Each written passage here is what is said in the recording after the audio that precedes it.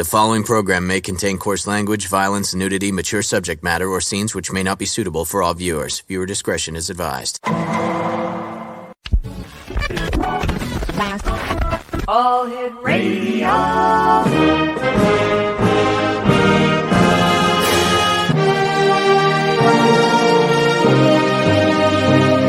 Welcome to the X Zone, a place where fact is fiction and fiction is reality.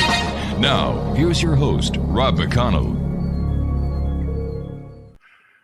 And welcome back, everyone. This is hour number 2 of tonight's special 2-hour show. We have some broadcast network specials, one before us that led us from, that took up from 10 to 11. And then we have another network special that is going to be taking up the regularly 4th hour of tonight's show. But tomorrow night we'll be back to the regular broadcast from 10 p.m. until 2 a.m. Eastern. Our guest this hour, Exo Nation, is Chris Grizzly, and Chris is in Kentucky. And Chris, welcome to the X Zone. Hey, thank you very much, sir. Greatly appreciate it. Nice meeting you, Chris. Tell us a little bit about yourself. Well, I'm from Kentucky. Got my own podcast, got a few of them going. I investigate anything paranormal. I interview paranormal. So been involved in it for many, many years. And I can tell you, things are real.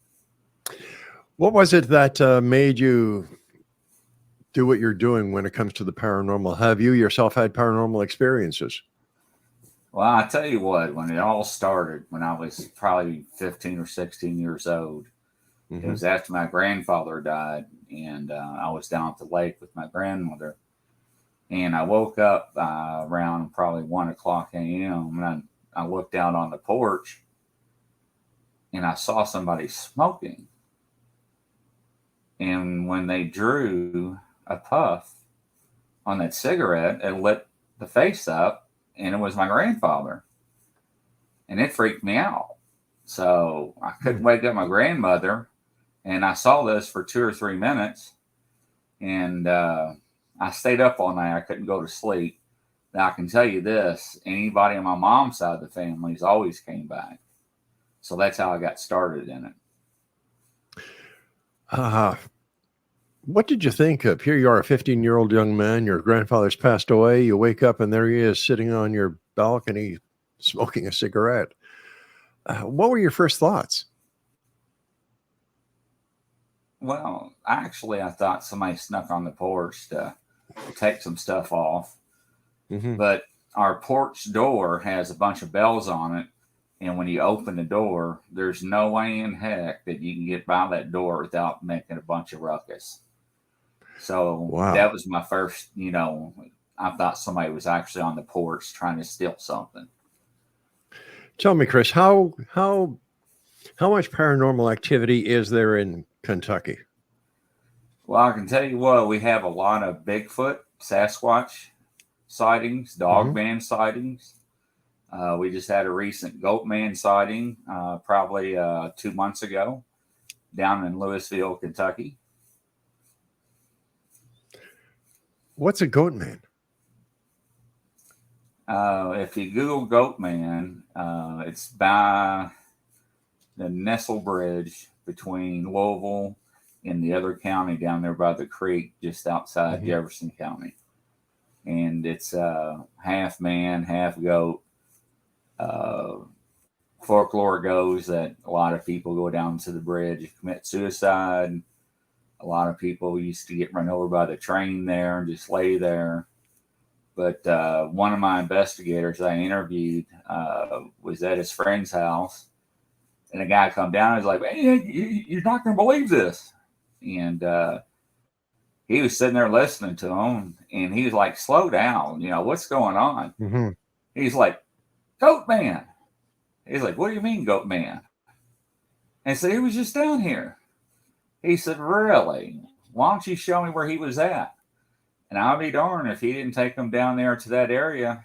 And down there in that creek, there were footprints. And he actually casted them.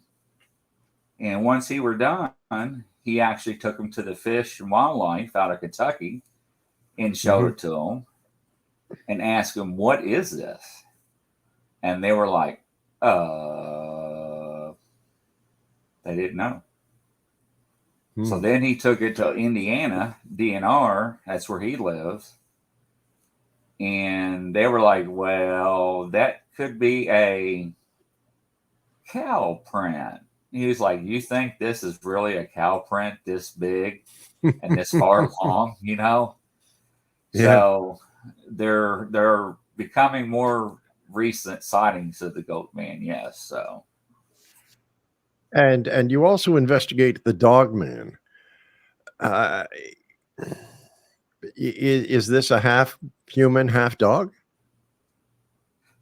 Well, there's so many different variables involved with the Dogman. Some has a snout, some are flat faced.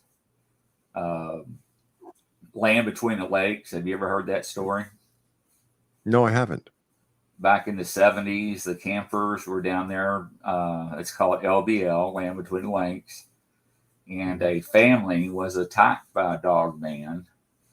They found the two children 30 or 50 yards inside the forest line, up in the tree 30 feet, torn to shreds. Oh, my God. So that's a big hot spot down there when people go investigate.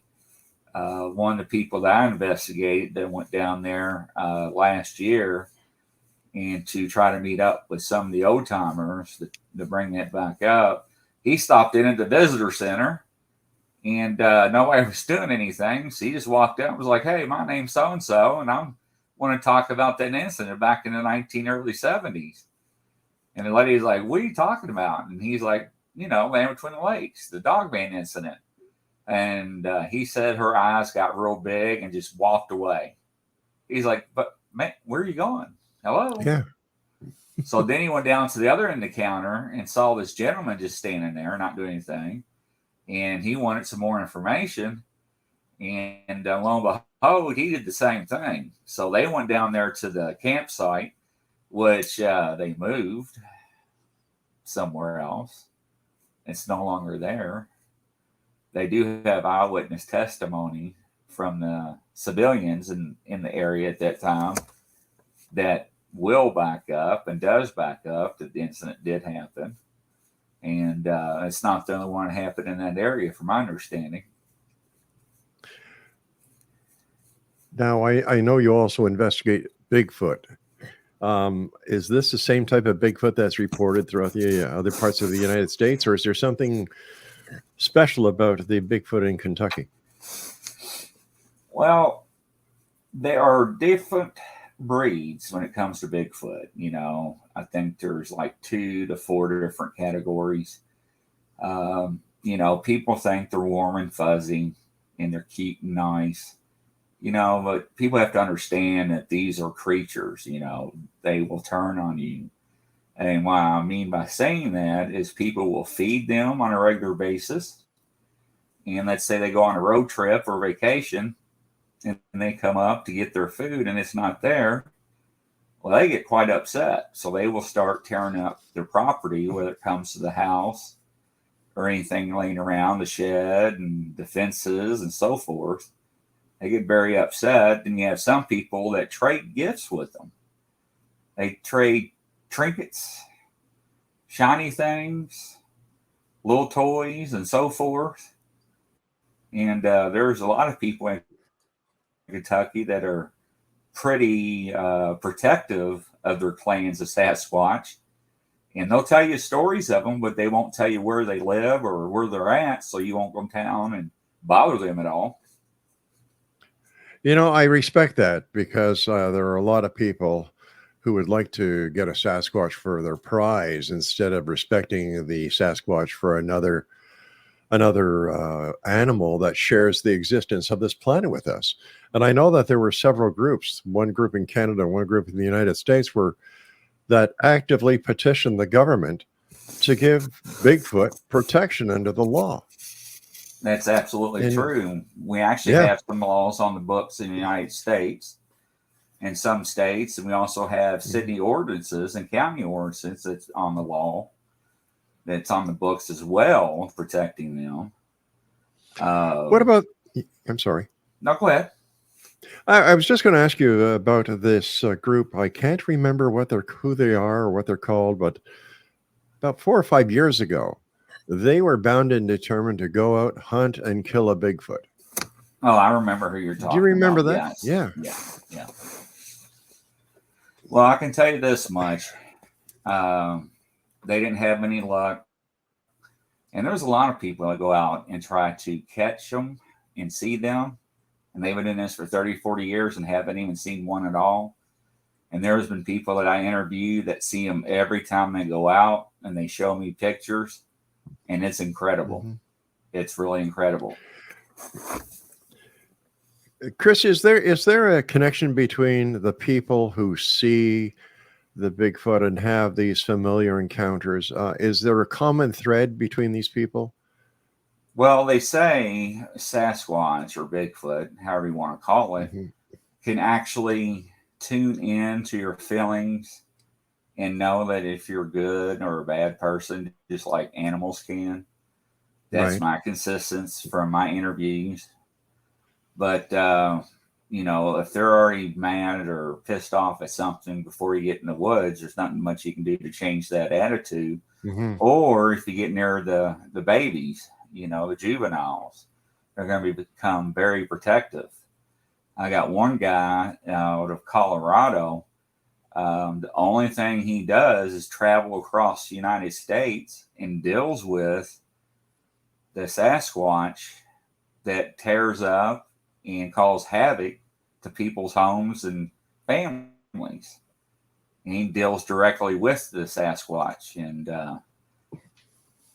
by himself, and usually he takes a friend, but he was taught 15, 18 years ago, how to go out there and do all this by one of his close friends in the county. And they went out, and his buddy went around the corner, not even 15 yards. And they heard something. So he walked a little further down, and he lost eyesight of him. 10 minutes later, he walked over to where he was at. It was gone. He looked for hours, wow. Couldn't find him. They called the police. They called everybody. They had search parties, search dogs. They looked for days. They couldn't find this man. For 3 weeks, they couldn't find nothing. No clothes, none of his hunting gear, for protection, none of that. Then about 3.5 weeks later, he went back out because it was still an open case, and he found his hat way out off the track. And the only reason he knew is his hat because he wrote underneath the brim of his hat with a Sharpie marker of his name. So he left the hat there, and he called the police out, and the police come out, and he was like, look, I'm just going to tell you straight up. Nobody's around us.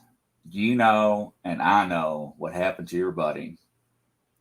And unfortunately, I know their kids want their dad's body, but it's not going to happen. We can't even find a trace. So.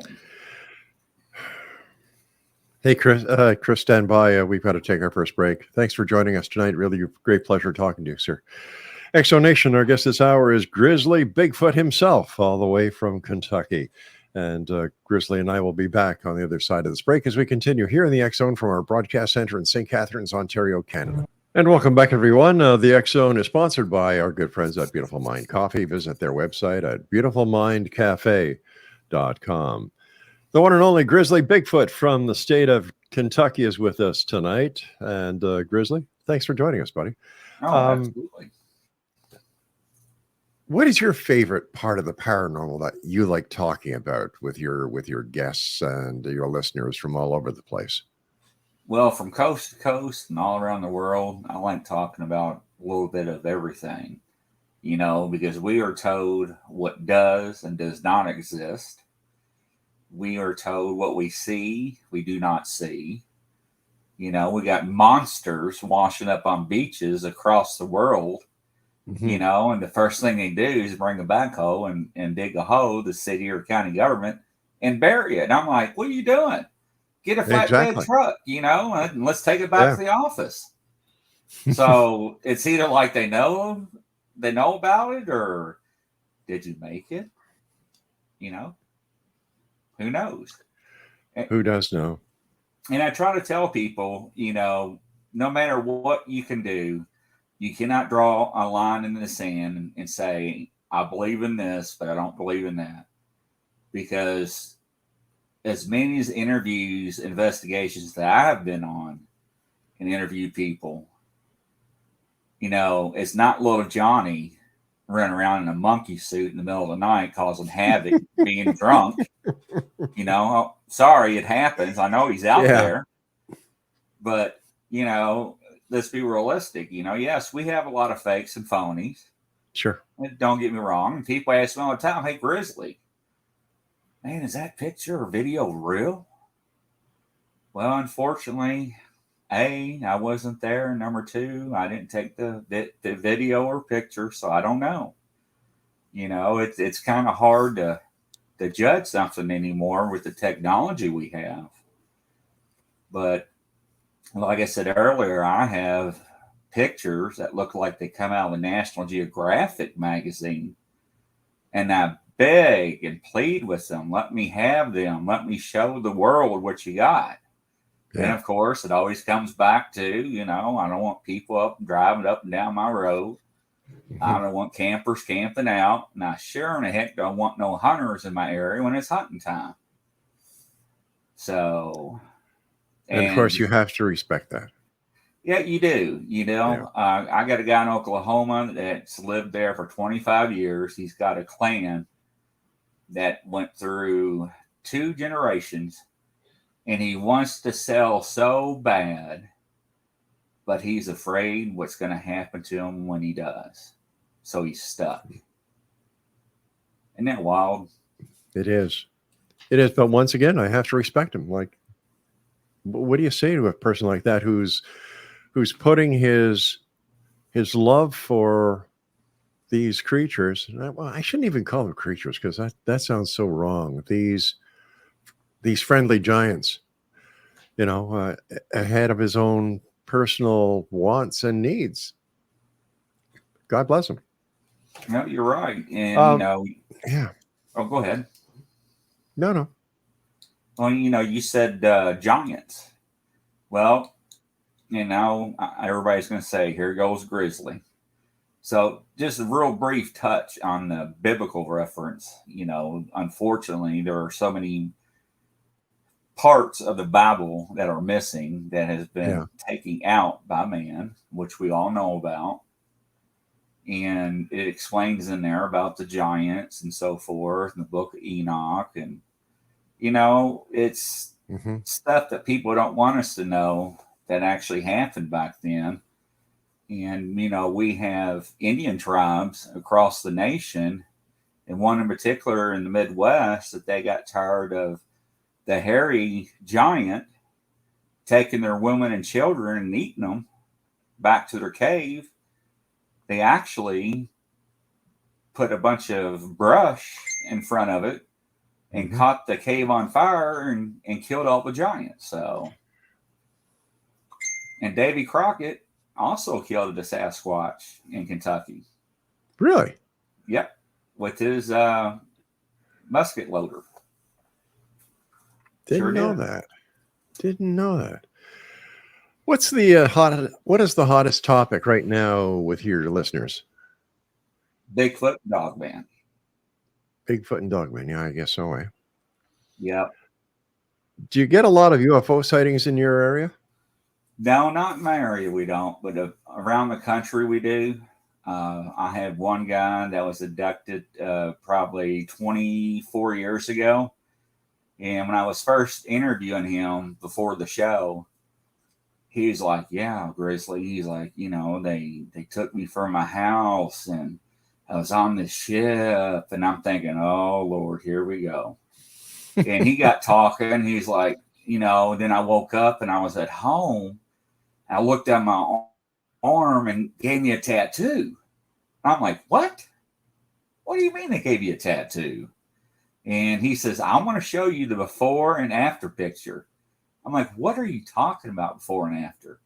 He said it bubbled up like a burn for 3 days and healed within 3 days. Then it morphed into a different formation and has symbols embedded into his arms. Now, this first tattoo didn't do this, and it wasn't a cover-up.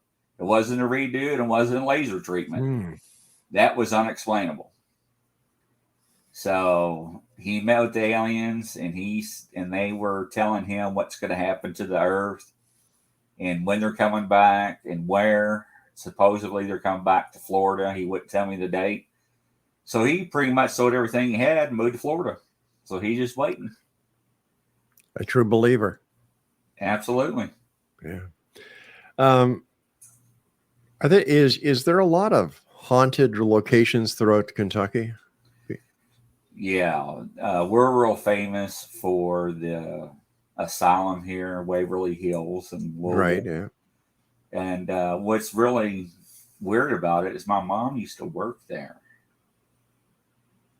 And I used to remember going in there with my dad and getting chewing gum out of the vending machine. So that's pretty weird, you know, seeing what it is now. It is, But we have some older churches and some remote locations, you know, the Appalachian Trail. That's a real hot zone for paranormal activity and Bigfoot and Dogman, allegedly. So, why do you think that, for example, in the Waverly Hills, 95% of all of the paranormal groups that have come on this show over the last years have all gone there? Why do you think these spirits, or the reason why this place is haunted still persists after all these years and all these people who've gone there to investigate? Well, imagine somebody coming to your house every other day. Mm-hmm. You're going to mess with them. Oh, big time. Yeah, you're going to mess with them. You know, that's why I see the shadows. That's why I see the balls move on the floor and hear voices in the far distance where you can just barely make out their voices, but you can't understand what they're saying. You know, things are being tossed and thrown about, you know, in rooms. So yeah, that's my belief, and that's what I gathered from all my interviews as well. Where is the most haunted place that you Grizzly, have gone and investigated? It was an old cemetery in southern Indiana, and I think some of the graves dated back to 1670. And one of the catacomb tombs. And I'll never forget this. I was out there with the flashlight, me and my buddy, and we heard this god-awful noise, like this door was being dragged open. Well, I immediately turned to that tomb that was 50 yards away from us. You know, it was only 12 foot tall, very decorative, and the door was still moving. Well, I can tell you what, Grizzly was too. I don't blame you. I'd be doing the same darn thing myself. Yeah, I didn't stick around. No, Grizzly, why do you think that some people have the ability to have these paranormal experiences, and then somebody could be standing right beside them and they have no clue whatsoever? You know, I run across that quite a bit, and it seems like, and this is where you get in some debates, where the creature or beast or animal, whatever you want to call them, will only be seen to certain people. How they do that, I have no idea. They say sometimes they telegraphic talk to you. You can hear voices inside your head. I've heard people that actually stood side by side and watched one walk across the road, and two people were watching the road and only one saw it walk. Yeah. And they're like, "You didn't see that." He's like, "See what?" And I'm like, "You got to be joking." So, you know, and then there's the cloaking factor. Now, not a trick question to ask you, sir, but what color is a polar bear? All right, a trick question, and I see it. The ones I see in the on TV are white. Right. They're actually black. No. Their fur is like fiber optics. It's soaked in the background. So where they're on the snow and ice, they're white. And that's why when you see them around dirty ice, dirty snow, that's rather that they have the yellowish on them. Yellowish Interesting. brown. So yeah, it really is. So are we saying that this is all a matter of perception? It could be. Everybody has their own opinions, their own encounters, unfortunately. But they're not too far off the path when you go to interview people. They're all in the same categories. So, like I said, you can't draw a line in the sand and say, I don't believe in this and that, because every time you do, you have to move the line. What is your opinion on the thought by some UFO investigators and some Bigfoot investigators that there's a connection between UFOs and Bigfoot? Now, you do have a lot of people that say they either see Bigfoot before or they see them after UFOs or orbs. Now, the people I have interviewed and spoke to over this past year, no one could collaborate putting those two together in the same sentence.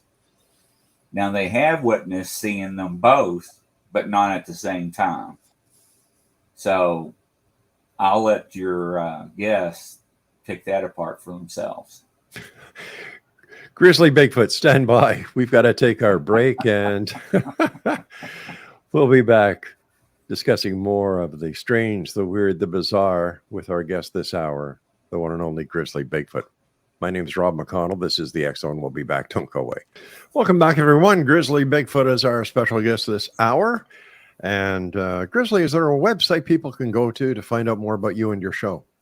You can go to anywhere on Facebook and type in Grizzly Bigfoot.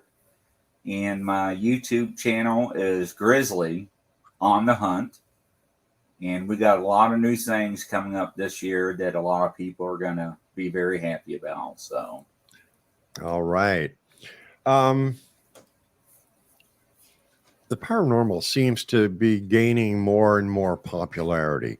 And in that, I'm putting Bigfoot, I'm putting UFOs, alien abductions, and so on. Why do you think after all this time, the ball is still rolling, collecting more and more viewers, listeners, and readers? Well, a lot of people will tell you we're having more encounters than we ever had before in the past, which is not true.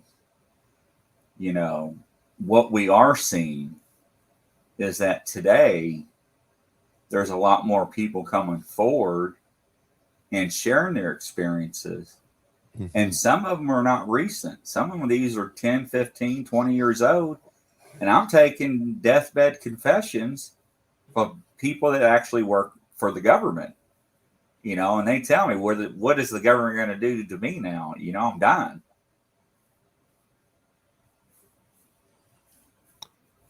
So another question I have for you, Grizzly, is why do you think that the governments of the world are suppressing the information that they have when it comes to UAPs, UFOs, extraterrestrials, and so on? Well, I can tell you this. And the American people, unfortunately, cannot handle the truth. Why is it now the U.S. government showing pictures of UFOs of Satan? Hey, look, we're catching UFOs on film. And they're just now coming forward with that, but they're slowly leaking it out. So where are they going to, or which way are they leading to that's going to come out sooner or later? Independence Day with Will Smith. A lot of people don't know that movie was scrubbed 13 times by the government before it was released in the movie theaters.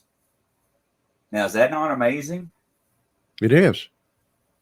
It is. 13 times. 13 times before it was approved to be released. Why would the government need to release approve a movie to be released? That's a little bit too Well, that I couldn't answer. The same thing with Star Trek and some of the TV shows my dad grew up on. It's awful weird that it became reality. Some of the technology. I mean, you look 115 years ago, we were still in our cart and buggy, horse and buggy, and Right. look at us today. I mean, the first calculator took up a whole business floor in the government building. And now we have so much data available to us in the palm of our hand. And they say the military is 50 years advanced from us. Now, don't forget, in 54, Eisenhower signed a treaty with the aliens, allegedly. The granddaughter came forward and admitted. And the guards inside and outside, before they died, they came forward and said it did happen. So what was the treaty about? We can speculate. Are we talking about MJ-12 here? Could be. Okay. So, what was signed for in exchange for maybe technology? What do we give up to the aliens? Good we had question. to trade something. Yeah, that's a good question. But what did we have that they want? Water, gold, electricity, human land. beings. Yeah, human beings. Now, I had a guest on a couple of years ago who was telling me about how the aliens made human slurry to eat. That was rather a strange hour, let me tell you. Yes, absolutely, that is. And I have talked to quite a few that states that they have witnessed that technology on board on the ships, and they have PTSD to this day. They have horrible nightmares of it, and they can't get it out of their head, and they freak out every time that something flies over their head. So, I mean, not all these people are making up stuff, I mean, you got to imagine some of them are actually telling the truth. That's the scary part.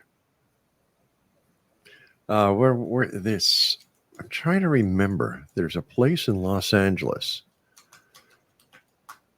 where beneath it, beneath the Getty in Los Angeles, there's according to one of my guests, an ET not landing, but like a lounge where they all congregate. And they're saying that a lot of the people who go missing in Los Angeles, the homeless people, are actually being ingested by these ETs. Yes, I've heard about that. Yeah. And I actually interviewed quite a few people on that.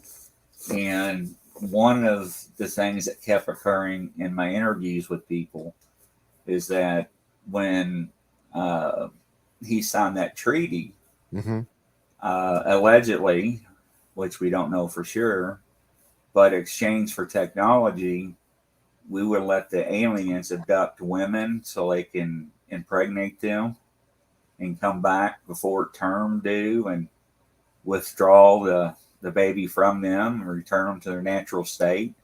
And they go to the doctors, and the doctors does not have any idea how this happened. Yeah. I actually consulted a real true psychic 2 weeks ago, and I interviewed her. And there's a lot of people that are going missing in Alaskan Triangle, over 60,000. That's not counting the national parks, Yellowstone, Yosemite. That's not counting even the Appalachian Trail. So I asked her a question, what's going on with the Appalachian Trail? Is it supernatural? What's going on? And how I know she's for real is she drew my old house that I used to live in. She drew how to get in my house, where the stairs were, both sets, where my dining room was. Then she told me where I live now and drew the same thing, even where I slept with my headboard. She's done a lot of good things. So I asked her that question. Appalachian Trail, what's going on there? And she doodles on paper when she goes into her trance. And she says she's seen a lot of bodies being buried. There are some things that are causing people to go missing that she cannot explain, but she's seeing bodies buried everywhere and somebody's digging holes. Well, that tells me part of the story about serial killers are actually out there on the loose. Chris, stand by. We've got to take our final break. Wow. The one and only Grizzly Bigfoot is our guest this hour, Exonation, and we'll be back as we wrap up this hour and tonight's show right here from our broadcast center and studios in St. Catharines, Ontario, Canada. Don't go away. We're back. Grizzly Bigfoot is our guest this hour. He is in Lexington in the state of Kentucky. First of all, Grizzly, thanks very much for joining us tonight. Great pleasure talking to you. Conspiracy theories. Do you and your listeners cover those? Yeah, we do talk about them. There's so many out there. I mean, where do you want to start off at? All right. Okay. Based on the Grizzly Bigfoot listenership, what's the number one conspiracy out there? Oh, it's always the man in black does not exist anymore. They come to you dressed normal, so beware of that. That was back in the old days. Oh yeah, I remember those days. Yes, I actually had a friend that's a little bit older than me that got actually paid a visit by a person in black. That was very interesting for him. He was threatened, and he will speak of it off the record, but not on the record. Mm-hmm. There are other people that have live shows and have had encounters and has proof, and they'll be in the middle of a live show or something like you are, and next thing you know, the computer will get shut down and the internet gets shut off. And it doesn't make any sense. I mean, is it coincidence? Who knows? What about Area 51? Yeah, that's old news. They moved somewhere else. Yeah. Skinwalker Ranch? Now that's very interesting. Yeah. That's very interesting. I mean, they're still having paranormal activity to this day that they cannot explain. And, they say there is an underground establishment, but they cannot get to it because it's filled with water. Now you're out in the middle of this desert and it's filled with water, and there's a sign that says, and it shows a picture of a fish, this is a protected species. You may not enter this area. Really? One fish? Come on. I mean, who's really going to buy that junk? Nobody I know. How about you? No. But I tell you, a lot of people do. Really? I mean, it's sad. It really is. And, the government has a censorship on a lot of things we can hear and do not hear, unfortunately. So I don't put any faith in that anymore. But that's why people like you have a show, Grizzly, because people want to know what is really happening out there. So keep up the great work, my friend. Oh, I appreciate that. And we will definitely keep the truth alive. Absolutely. Grizzly, we've come to the point where I've got a couple of minutes left to share with you. Again, thanks very much for coming on tonight. Great pleasure meeting you. What are your final thoughts, your words of wisdom for the X-Zone Nation tonight? From coast to coast, all around the world, keep an open mind. Never draw that line in the sand. Be open-minded and believe, because the truth is out there. Grizzly Bigfoot, take care of yourself, my friend. And I look forward to the next time you and I chat, either on this Absolutely. side or that side. Take care. Keep us, if anything interesting comes up, I'll let you know. And if you see something that's weird, strange, bizarre, more than we've talked about tonight, let me know. Take care, Grizzly. All right. Thank you all. All right. Bye-bye, bud. Wow, what a guy. Exonation, that was Grizzly Bigfoot. Well, that's it for tonight, Exonation. I'll be back tomorrow night at 10 o'clock as once again we cross the time-space continuum to this place that I call the X-Zone. It's a place where people dare to believe and dare to be heard. It's a place where fact is fiction and fiction is reality. And we come to you Monday through Friday from 10 p.m. Eastern until 2 a.m. Eastern, right here on the iHeartRadio Network, Talkstar Radio Network, Mutual Broadcast Network, X-Zone Broadcast Network, and of course, Channel 54, the X-Zone TV channel on Simul TV. So until tomorrow night, thank you to my studio producer, Craig West, programming director, Mac Alexander, and my wife, the lovely Laura Rogers, who is my senior executive producer. Get the coffee ready, honey, and make sure it is Beautiful Mind coffee. I'm on my way home. So until tomorrow night, Exonation, always keep your eyes to the sky and your heart to the light. Good night, everyone.